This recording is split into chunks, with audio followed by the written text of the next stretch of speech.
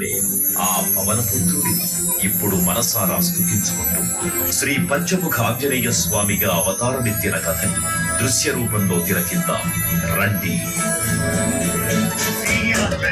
ప్రసన్నాంజనేయం ప్రభాతజ్ఞాయం ప్రకీర్తిప్రదాయం భజే వాయుపుత్రం భజే వారగాత్రం భజే పవిత్రం భజే సత్యమిత్రం భజే రూపం భజే బ్రహ్మతేజం. అది రామాయణ మహాయుద్ధం భీకరంగా సాగుతున్న తరుణం.